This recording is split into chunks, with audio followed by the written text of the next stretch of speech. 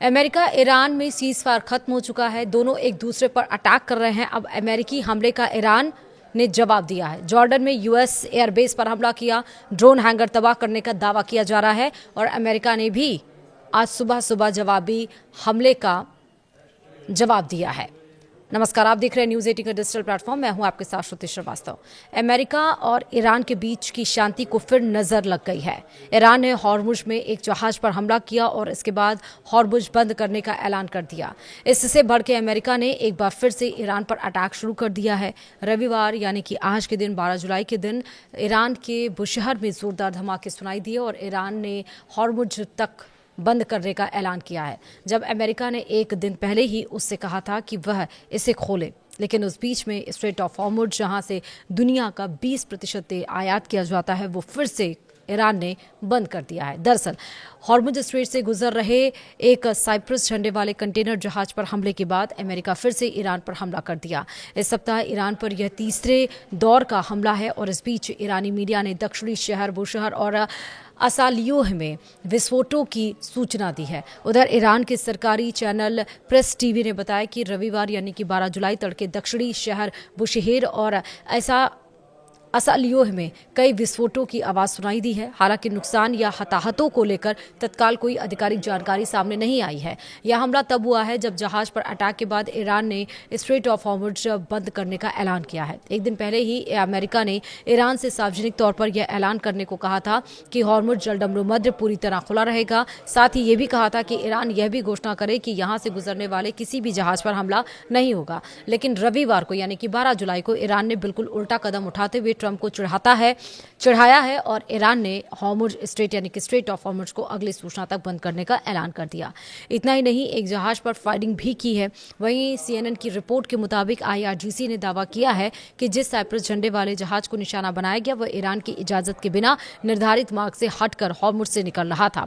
वहीं अमेरिकी central command यानी कि सेंटकॉम ने दावा किया है कि ईरान की ओर से जहाज पर हमले के बाद चालक दल का एक सदस्य लापता है। सेंटकॉम ने यह भी कहा कि अमेरिका ने पहले भी ईरान को व्यावसायिक जहाजों पर हमलों के बाद हुए समझौता ज्ञापन यानी कि MOU का पालन करने का मौका दिया था, लेकिन ईरान फिर ऐसा करने में नाकाम रहा। अमेरिकी सेना के अनुसार राष्ट्रपति डोनाल्ड ट्रंप के निर्देश पर यह सैन्य कार्रवाई शुरू की गई है और हमले अभी भी जारी हैं।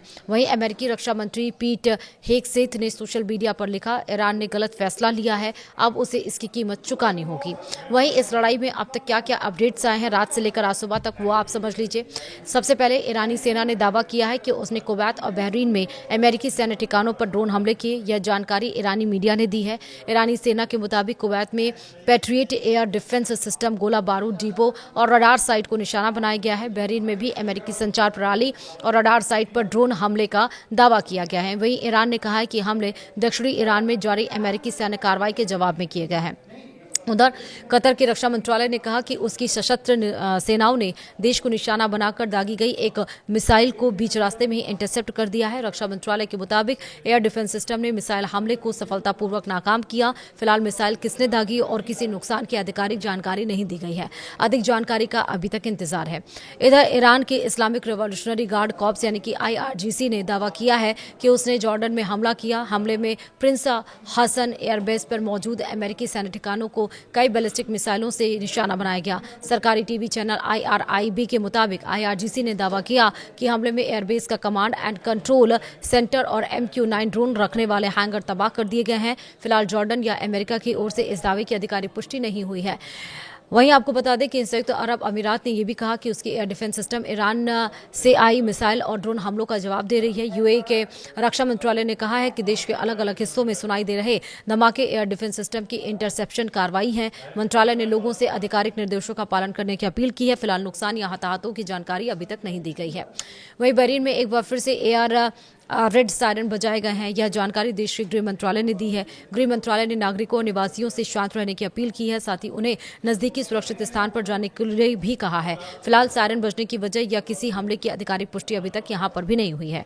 वहीं हमले का शिकार हुए कंटेनर जहाज के चालक दल ने जहाज छोड़ दिया है। UKMTO ने कहा है कि सभी सदस्य लाइफ बोट में सवार हो गए हैं। UKMTO के मुताबिक यह जानकारी सैन्य अधिकारियों और जहाज की सुरक्षा टीम ने दी है। बचाव अभियान पर नजर रखी जा रही है। इससे पहले सेंटकॉम ने दावा किया था कि IRGC ने साइप्रस ध्वज वाले कंटेनर जहाज MV GFS गैलेक्सी पर हमला किया है। अमेरिका के मुताबिक जहाज में आग लग गई है और इंजन रूम को भारी नुकसान हुआ है। एक नागरिक क्रू सदस्य अब भी लापता बताया जा रहा है।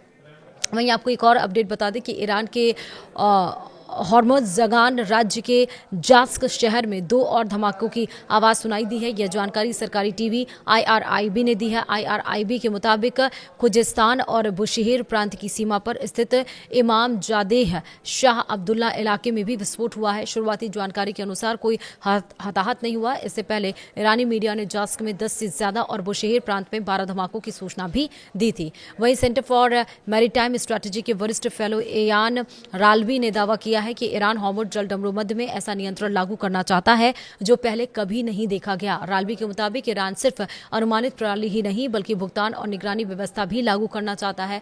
उनका दावा है कि इसे बल प्रयोग के जरिए लागू करने की कोशिश हो रही है और उन्होंने ये भी कहा कि हालिया हमलों के बाद जहाज़ों की आवाजाही काफ़ी ज़्यादा घट गई है। उनके मुताबिक अब ज़्यादातर ट्रैफिक ईरान की ओर आने वाले रूट से ही गुजर रहा है। वहीं ईरान के दक्षिण पश्चिमी शहर बंदर ए मशहर में एयर डिफेंस सिस्टम सक्रिय कर दिए गए हैं। यह जानकारी ईरान की अर्ध सरकारी मेहर न्यूज़ एजेंसी ने दी है। रिपोर्ट के मुताबिक एयर डिफेंस सिस्टम को अलर्ट पर रखा गया। हालांकि स्थानीय प्रशासन ने अभी तक किसी हमले या नुकसान की पुष्टि नहीं की है। वहीं बंदर ए मशहर खुजिस्तान प्रांत के तटीय इलाके में स्थित है। अधिकारियों की ओर से आगे की जानकारी का अभी तक इंतजार है। तो अभी तक क्या क्या घटनाक्रम घटे हैं ईरान और अमेरिका के बीच में, हमने आपको वो जवाब दिया। अभी तक अमेरिकी हमलों का जवाब ईरान ने दिया है। अब इंतजार है कि ईरान हमलों का जवाब अमेरिका क्या देगा।